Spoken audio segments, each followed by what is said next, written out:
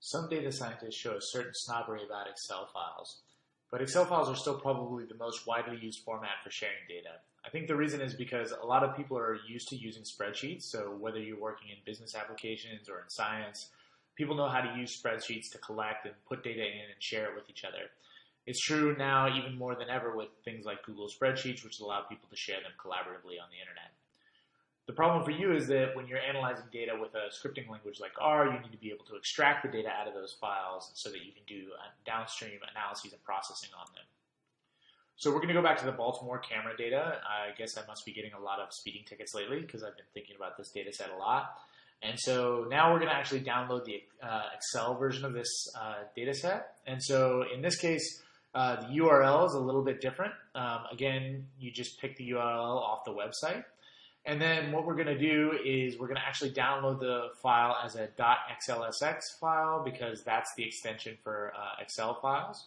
And so now we've downloaded this file. We've again used download file, which remember is agnostic to the file type. So it just downloads the file and puts it into this file name that you've stated here.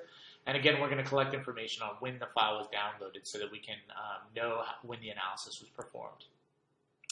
So the library that, the R library that is useful for this is the XLSX package.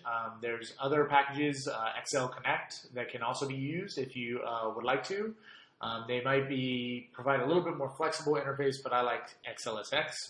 So what we do is we actually use the command read.xlsx and we assign it again to the camera data variable.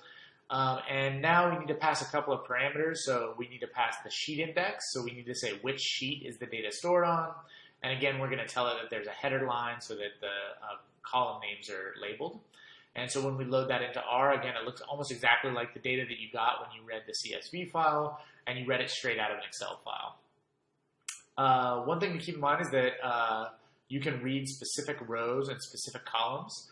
So, for example, if you want to read just the second and third columns, and you want to read just the first through fourth rows, you can actually pass those as variables to call index and row index to this file, read.xlsx, and you'll actually only read a subset of the Excel file, which might be useful if you only want to extract a little part of the file that you have. So some further notes that might be useful for you are that you can use write.xlsx. So if you're working with people that like Excel files, you can actually write them back out after your analysis and share them with people. It's very similar. You pass it the object that you want to write out and the file name, and it will write that file out.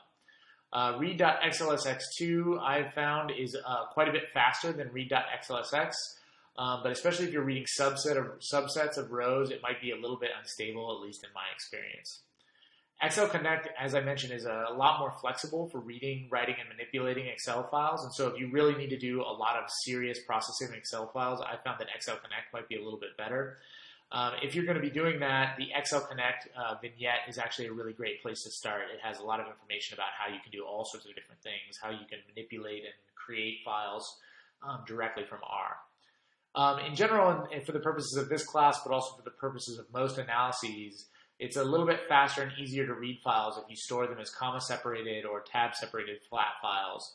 They're also a little bit easier to distribute as not everybody has Excel. It's not necessarily as cross-platform as using something like a plain text file with just comma-separated or tab-separated values.